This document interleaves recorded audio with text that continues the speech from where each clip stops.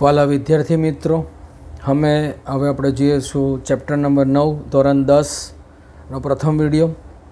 એક જ છૂટમાં આ ચેપ્ટર પૂરું કરવામાં આવશે. સમસ્યા અને સમસ્યા નિરાકરણ આ થિયરી બેઝ ચેપ્ટર છે, એટલે આપણે થિયરી બેઝ ચેપ્ટરની અંદર આપણે એક માના ક્વેશ્ચનો પૂછાય છે. ધોરણ 12 સુધી કામ લાગવાનું છે આ ચેપ્ટર, એટલે આપણે ધ્યાનમાં લેવાનું. અને આ ઘણા બધા મોલિક્યુલ્સ છે એ તમને સમજવામાં આવશે. તો ચેપ્ટર નંબર 9 આ મારી ચેનલને સબસ્ક્રાઈબ કરજો, લાઇક કરજો અને તમારા વિદ્યાર્થી મિત્રો સુધી પહોંચાડતા રહેજો. એક માનો ક્વેશ્ચન આવશે, એ પણ આપણે એક વિડીયો એવો બનાવીશું કે જેની અંદર બધા ક્વેશ્ચન એક સાથે આવી જાય 10મા ધોરણના, અને એ ક્વેશ્ચનો સાથે તમને જવાબ પણ મળી જાય. તો વાલા વિદ્યાર્થી મિત્રો, આ ચેનલને સબસ્ક્રાઈબ કરજો. ઘણા બધા વિદ્યાર્થીઓ જુએ છે ખરા પણ સબસ્ક્રાઈબ કરતા નથી. મારે આ સબસ્ક્રાઈબ 100 સુધી પહોંચવું છે, તો આપ સૌ વિનંતી છે કરજો. દરેક મનુષ્ય પોતાની રોજિંદા જિંદગીમાં અનેક સમસ્યાનું નિરાકરણ લાવે છે. ચાલો આપણે આવી દરેક ક્રિયાઓને ચર્ચા કરીએ. દાખલા તરીકે સમસ્યા જીવનમાં આવતી જ હોય છે. દરેક સમસ્યાનો ઉપયોગ આપણે અલગ અલગ રીતે કરતા હોઈએ છીએ. દરેક સમસ્યાને અલગ અલગ રીતે સોલ્વ કરતા હોઈએ છીએ. એમાં સમસ્યા નિરાકરણ માટે આપણે અલગ અલગ પ્રક્રિયાઓનો ઉપયોગ કરતા હોઈએ છીએ.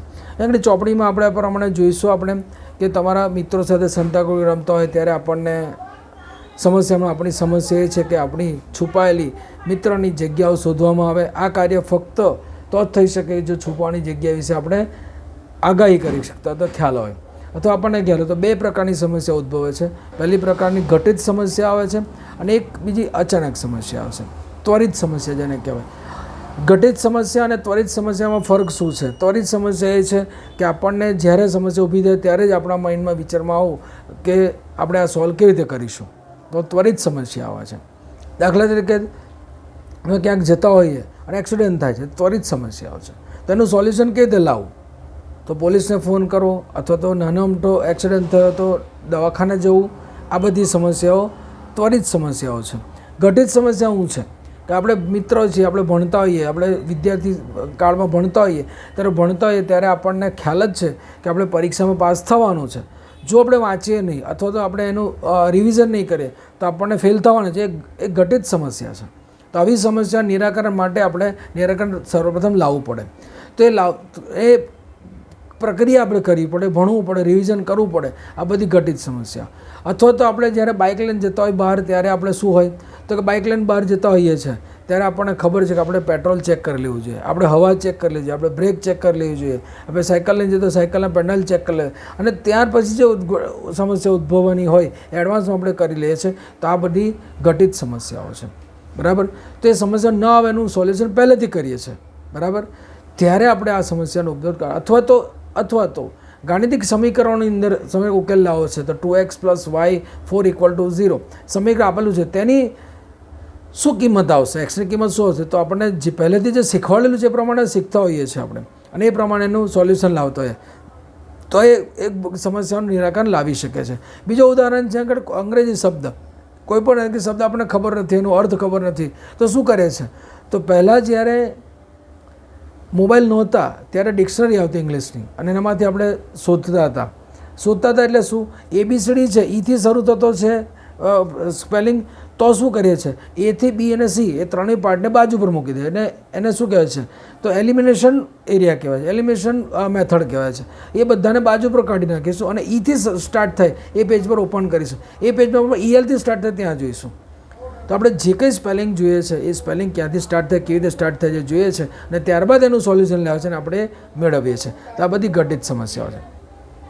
બીજું હોઈ શકે છે જ્યારે પણ આપણે સમસ્યા નિરાકરણ માનસિક શક્તિઓથી, ઉદાહરણ ખ્યાલ આવ્યો કે સમસ્યાઓ હોઈ શકે, સમસ્યાનું નિરાકરણ અને માનસિક શક્તિઓના અથવા તો યંત્રો દ્વારા લાવી શકે. તો માનસિક શક્તિ એટલે આપણા વિચારોથી, આપણે વિચાર કરતાં આપણે જે કંઈ સોલ્યુશન લાવે છે વિચારોથી, અથવા તો કોઈ ગણતરી કરીએ છીએ તો નાની ગણતરી હોય 2 + 2 કરો તો 4 ડાયરેક્ટ આવી જાય છે, વિચારોથી માનસિક શક્તિનો ઉપયોગ કરીએ.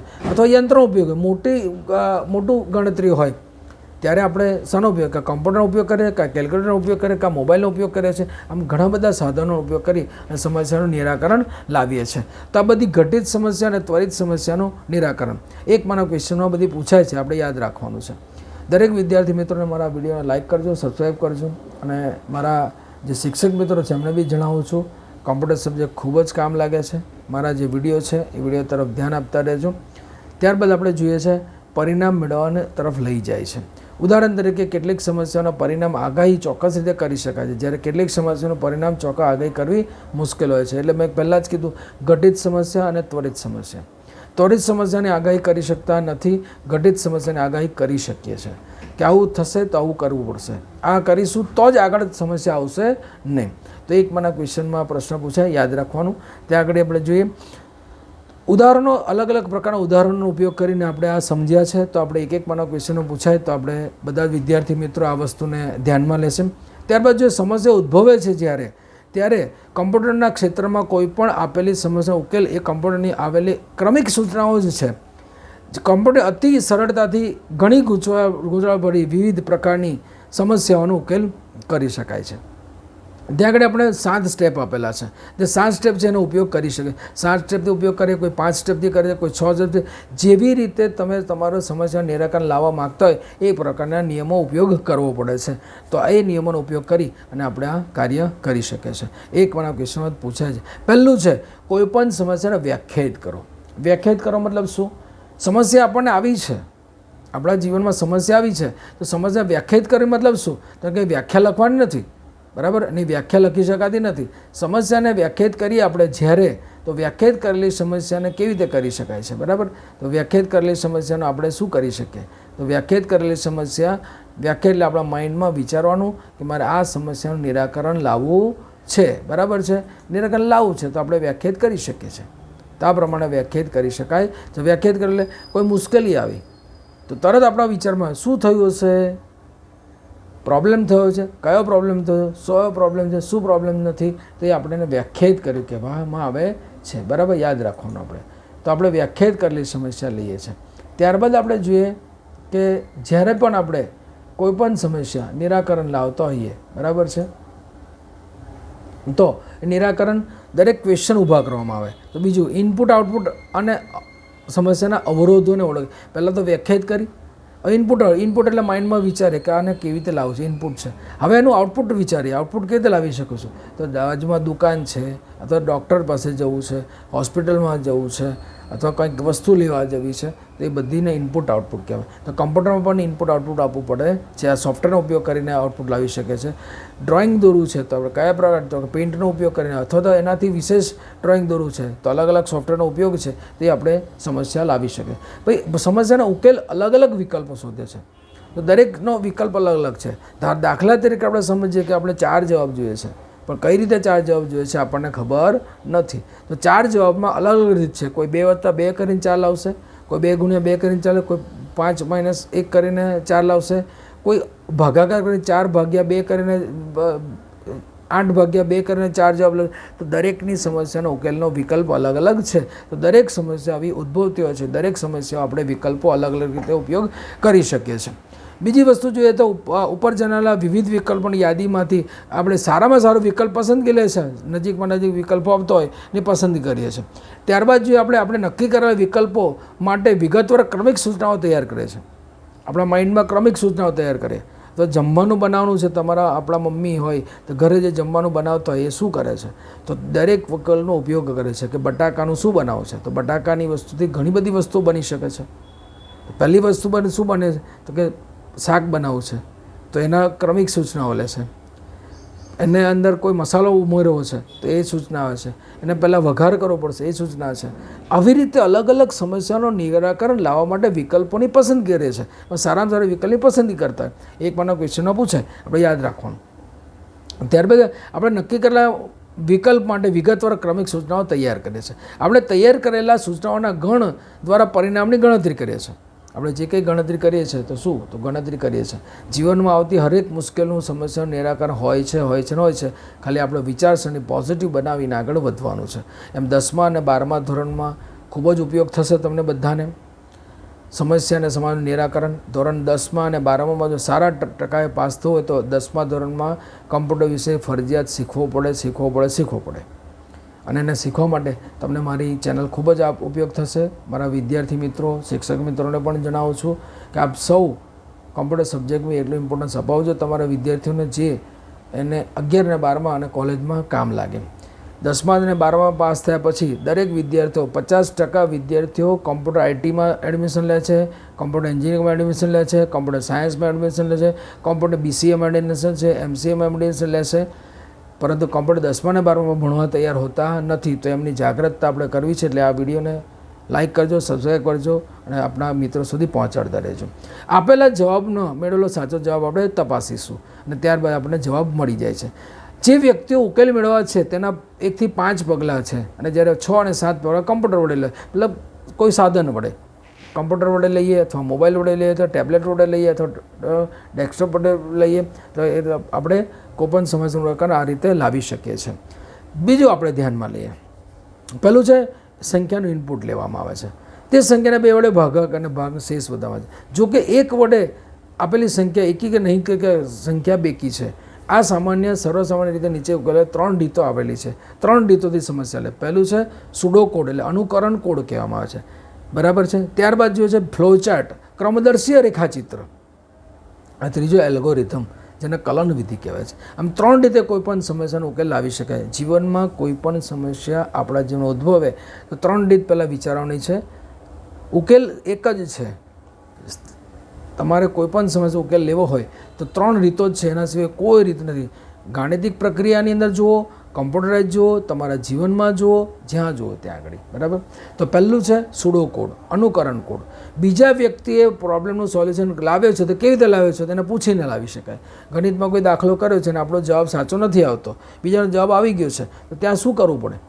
ત્યાં અનુકરણ કરવું પડે. એના પ્રમાણે એને જે કર્યું છે કરવું પડે, મહેનત કરવી પડે, રિવિઝન કર્યું છે, એને વાંચ્યું છે, એને પ્રોબ્લેમ સોલ્વ કર્યા છે. એમ તમારા જીવનનો ભાઈ કોઈ પણ પ્રોબ્લેમ આવતા હોય તો એને સમસ્યાનો ઉકેલ માટે આપણે પહેલાં અનુકરણ કરતો, સારો વ્યક્તિ એને અનુકરણ કરવું પડે. ક્રિકેટ રમે છે તો સચિન તેંડુલકર ખૂબ જ સારું રમે છે તો એમને જોવું પડે એ કેવી રીતે રમે છે, તો એ આપણે એ રીતે કહીએ. કોઈ બિઝનેસમેન છે તો બિઝનેસ કેવી રીતે ડેવલપ કરે આપણે જોવું પડે. તેને કહેવાય છે અનુકરણ કોડ અને જેને કહેવાય છે સુડો કોડ. કમ્પ્યુટરની ભાષામાં શું કહેવાય છે? સુડો કોડ કહેવાય છે. મારા મિત્રો, મારા ચેનલ લાઈક કરજો, સબસ્ક્રાઈબ કરજો. આપણા જીવનમાં બી ઘણું બધું ફાયદો મળશે. અને હું યસ્મીન પટેલ નામ, માજલપુર, બરોડાથી બિલોંગ કરું છું. તમે મારા વિડીયોને તમે લાઈક કરતા રહેજો, સબસ્ક્રાઈબ કરતા રહેજો અને મિત્રો સુધી પહોંચાડતા રહેજો. ત્યારબાદ છે ફ્લોચાર્ટ, ક્રમદર્શીય રેખાચિત્ર. ક્રમદર્શીય રેખાચિત્ર એટલે શું? ફ્લોચાર્ટનો અર્થ શું થાય? તો ફ્લોચાર્ટ એટલે શું? ચિત્રો દ્વારા ઇનપુટ આઉટપુટને, પ્રક્રિયાને, નિર્ણય માળખાને સમજાવવાની જે પ્રક્રિયા છે ને ફ્લોચાર્ટ કહેવાય છે. જે સરળતાથી આપણે કોઈપણ કાર્ય કરતી વખતે ફ્લોચાર્ટનો ઉપયોગ કરી કાર્ય કરી શકીએ છીએ. બીજું છે એલ્ગોરિધમ, કલન વિધિ છે. એલ્ગોરિધમ શું છે? તો એલ્ગોરિધમ એટલે શું? કોઈપણ ક્રિયાને ક્રમબદ્ધ કરવામાં આવે છે ત્યારે તેને એલ્ગોરિધમ કહેવાય છે. સ્ટેપ બાય સ્ટેપ, એક પણ સ્ટેપ મિસ કરશો તો તમારી સમસ્યાનું નિરાકરણ આવશે નહીં. તો સમસ્યાના નિરાકરણ માટે આ 3 રીતો વપરાય છે. ત્યારબાદ જોઈએ આપણે એકી સંખ્યા કે બેકી સંખ્યા જાણવા માટે ઉપર જણા 3 પગલાં એ સુડો કોડ છે. સુડો કોડ એટલે કે આભાસી અથવા અનુકરણ કરેલો. આપણે આમાંથી બીજો અર્થ અહીં સ્વીકારવાનું, કારણ કે અહીં આપણા સંદર્ભમાં જે વધારે બેસતો શબ્દ છે. આપણે આ પ્રશ્ન ઉકેલ માટે ઉપર જણાવેલા 3 પગલાંને અનુકરણ કોડ કહી શકીએ. ચાલો હવે આપણે અન્ય 2 રીત જોઈએ. અનુકરણ કોડ એટલે બીજાએ ઉપયોગ કર્યું છે એની સાથે, એટલે શોર્ટમાં એ પૂરું થઈ જાય. પછી ફ્લોચાર્ટ લઈએ છીએ આપણે. ફ્લોચાર્ટનો અર્થ શું છે? ફ્લોચાર્ટ એક એવી કાર્ય પદ્ધતિ છે જેમાં સમસ્યામાં ઉકેલ માટે યંત્ર દ્વારા કરવામાં આવતા દરેક કાર્યને ચિત્રાત્મક સ્વરૂપે આપવામાં આવે, એટલે ડ્રોઈંગ કરવામાં આવે.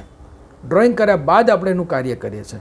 દાખલા તરીકે આપણે મકાન બનાવવું હોય તો શું કરવું પડે? ડાયરેક્ટ આપણે ખાડા ખોદતા નથી, પહેલાં એનું ડ્રોઈંગ તૈયાર કરે છે.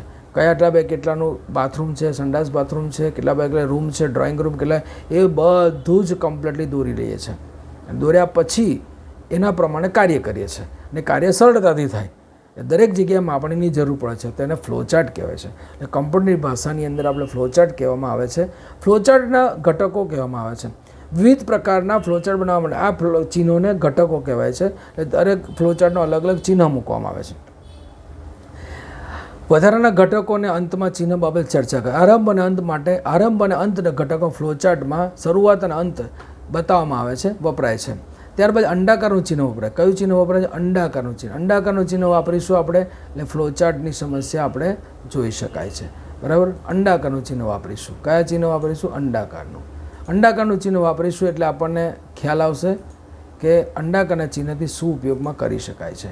બરાબર, અંડાકારનું ચિહ્ન વાપરે છે. અંડાકારનું ચિહ્ન, આ ચિહ્નના અંતિમ ચિહ્નને ટર્મિનલ સિમ્બોલ પણ કહેવામાં. એક માનો ક્વેશ્ચન આવે, ટર્મિનલ સિમ્બોલ પણ કહેવાય છે. ટર્મિનલ એટલે શું? આપણે જોયું છે, બસ સ્ટેન્ડ પાસે ટર્મિનલ વિન્ડો જોઈ છે, ત્યારબાદ એરપોર્ટ પર જોયું છે ટર્મિનલ 1, 2, 3, 4 એવું. એટલે ટર્મિનલ એટલે શું? ઇનપુટ અને આઉટપુટ બંને વસ્તુ ત્યાં હોય તો ટર્મિનલ વિન્ડો કહેવાય છે. એટલે ટર્મિનલ, અંડાકારના ચિહ્ન ટર્મિનલ તરીકે ઓળખવામાં આવે છે.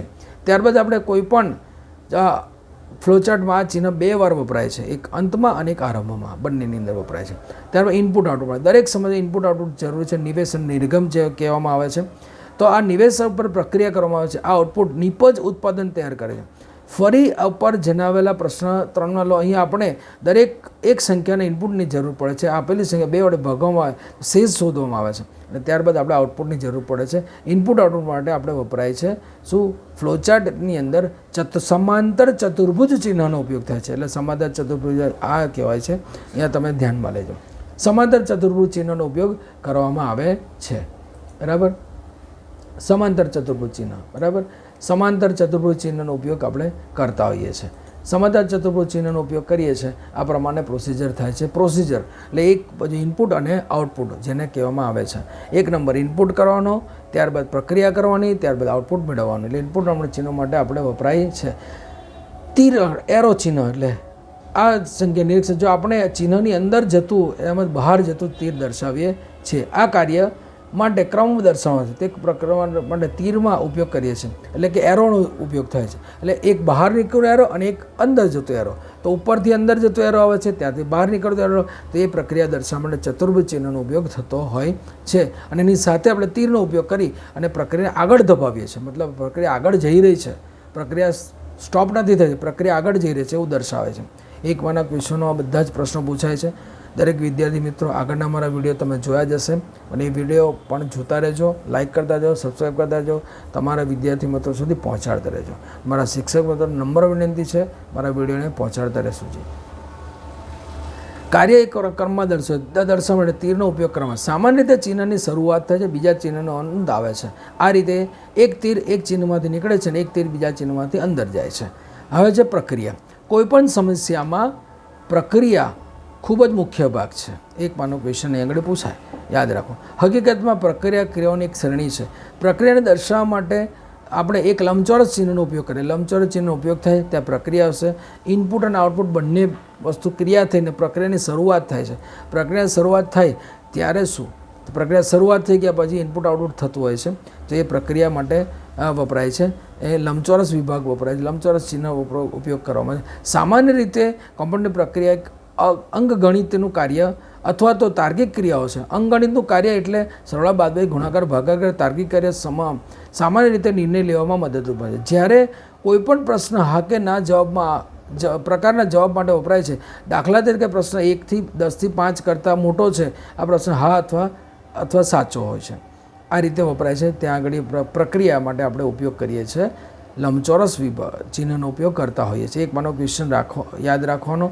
દરેક ચિહ્નનો ઉપયોગ શું છે? નિર્ણય માળખું. તાર્કિક નિર્ણય પ્રક્રિયાને દર્શાવે છે. એમ હીરા આકારના ચિહ્નથી દર્શાવવામાં આવે છે. પરીક્ષણ ચિહ્ન જેને કહેવાય છે, જેને ટેસ્ટ સિમ્બોલ કહેવાય છે.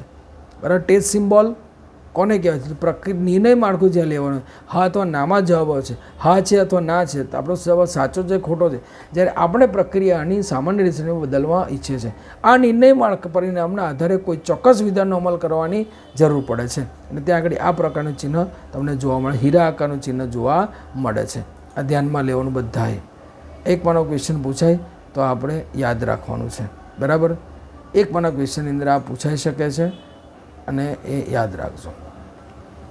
તો હીરા આકારનું ચિહ્ન છે એ નિર્ણય માળખા તરીકે વપરાય છે. ત્યાં નિર્ણય લેવાનો છે, હા અથવા નાનો જવાબ. અને પ્રક્રિયા જો ખોટી હોય તો આગલી પ્રક્રિયામાં જશે, ત્યાં પણ પ્રક્રિયા ચિહ્ન વપરાય છે. એટલે આમાંથી એક ફોલ્સ આવશે, એક ટ્રુ આવશે. ફોલ્સ આવશે આગળ પ્રક્રિયા છે, ટ્રુ આવશે સાચો જવાબ આપી દેશે. એટલે ત્યાં આગળ એની જોવા મળશે. અમુક સમયે નિર્ણય લેવામાં 2 કરતાં વધારે વિકલ્પોની પણ જરૂર પડતી હોય છે. અમુક સમય એવા સમસ્યા એવી આવી જાય તો 2 વિકલ્પોને લેવાની પણ જરૂર પડતી હોય. ત્યાં 2 વિકલ્પો લઈને આપણે કાર્ય કરી શકીએ છીએ. આગળ આપણે ચિત્રમાં દર્શાવેલું છે, યાદ રાખવાનું છે. દરેક વિદ્યાર્થી મિત્રો મારા વિડીયોને લાઇક કરે, સબસ્ક્રાઈબ કરે અને તમારા મિત્રો સુધી પહોંચાડતા રહેજો. આપણે ખૂબ જ સચોટ માહિતી આપવામાં આવે છે અને એક પ્રેક્ટિકલી તમે તમારા શિક્ષકની સામે સમજતા એ રીતે જ સમજવામાં આવે છે. આર્ટિફિશિયલી ઉપયોગ કરેલું નથી. આર્ટિફિશિયલ ઇન્ટેલિજન્સી અત્યારે શરૂ થઈ છે, એ પ્રમાણે પણ વિડીયો આપણે નવા જોઈશું. આગળ લાવી રહ્યો છું વિડીયો. તમારા ચેનલને લાઇક કરજો, સબસ્ક્રાઈબ કરજો, તમારા મિત્રો સુધી પહોંચાડતા રહેજો. મારા શિક્ષક મિત્રોને કહુને વિનંતી કરું છું, તમે કોમ્પ્યુટર સબ્જેક્ટનું પ્રાધાન્ય આપતા રહેજો, ખૂબ જરૂરી છે. ત્યારબાદ જોઈએ આપણે બીજું છે અનુસંધાન ચિહ્ન. અનુસંધાન એટલે કનેક્ટર ચિહ્ન. જો આપણા પેજમાં આપણો ફ્લોચાર્ટ દોરવાનો જગ્યા ઓછી છે તો ફ્લોચાર્ટને આગળ ધપાવવા માટે સર્કલનો ચિહ્નનો ઉપયોગ થાય છે, અને ત્યાં આગળ ફ્લોચાર્ટ આગળ વધશે. અથવા બે ફ્લોચાર્ટને જોડવા છે ત્યારે પડશે, બરાબર. તો બંને જગ્યાએ આપણે વપરાય છે સર્કલ ચિહ્ન. વર્તુળ ચિહ્ન વપરાય છે. અમુક સમયે એ શક્ય છે કે ફ્લોચાર્ટ એટલો મોટો બની જાય કે એના પાનામાં સમાવી ન શકાય, તો બે પ્રક્રિયાની તીર વડે જોડવી શક્ય ન બને. આવી પરિસ્થિતિમાં બે ભાગને જોડવા માટે અનુસંધાન ચિહ્ન એટલે કનેક્ટર ચિહ્નનો ઉપયોગ થાય છે. આ પ્રશ્નમાં પૂછાય છે, આપણે યાદ રાખવાનો. તો સર્કલનો ઉપયોગ થાય. એક સર્કલનો ઉપયોગ break of this on flowchart and then join another flowchart, બીજા ફ્લોચાર્ટને જોવા માટે. ફ્લોચાર્ટના ઉદાહરણો જોઈએ આપણે. ઉદાહરણ એક, જમીનમાં લાદવામાં આવેલી કિંમતની 10 રૂપિયા ચોરસ ફીટ છે, તો આપણી સમસ્યા લંબચોરસ આકારના નગરના સભાગૃહ ઉપર કેટલી રીતે કરી શકાય? તો આમાં અલગ અલગ પ્રકારનું કાર્ય થઈ શકે છે. ગુણાકાર ભાગાકાર કરવો પડે છે. જ્યારે આપણે સૂત્રનો ઉપયોગ કરવો પડે, ફોર્મ્યુલા છે એરિયા ઇક્વલ ટુ એલ ગુણ્યા બી, તો એ રીતે એલ ગુણ્યા બીનો ઉપયોગ કરીને આપણે ફ્લોચાર્ટને સમસ્યાને દૂર કરી શકાય. પણ ફ્લોચાર્ટ દોરવો કેવી રીતે, તો એ મહત્ત્વની વસ્તુ છે. આપણે બીજું ચલ એક એન્ટિટી છે જેની કિંમત પ્રક્રિયા અમલ દરમિયાન બદલી શકાય છે અને તે કિંમતને આપી શકાય છે. મતલબ ચલ એટલે હંમેશા ચલિત હોય છે ને પ્રક્રિયા બદલાતી જ હોય છે, કિંમત બદલાતી જ હોય છે. જ્યારે કાર્ય કરવાનું હોય છે ત્યારે આપણે એને જરૂર પડે બદલી શકીએ છીએ. એટલે ફ્લોચાર્ટ આપેલો ફ્લોચાર્ટ આપેલો શરૂઆતનું ચિહ્ન અને લંબચોરસ લંબગોળ ચિહ્ન શરૂઆત દર્શાવવા માટે, ત્યારબાદ ચતુર્ભુજ ચિહ્ન ત્યાં ઇનપુટ અને આઉટપુટ માટે, ત્યાર પછી પ્રક્રિયા દર્શાવવા માટે, ત્યાર પછી પ્રક્રિયા પૂરી કરવા માટે, ત્યાર પછી ચતુર્ભુજ ચિહ્ન આઉટપુટ માટે, હીરાકરનું ચિહ્ન હોય તો એમાં શું છે, નિર્ણય માળખું લઈ શકાય છે. આ રીતે આપણે ઉપયોગ કરી શકીએ છીએ. દરેક ફ્લોચાર્ટનો ઉપયોગ આપણે જોઈ લઈએ.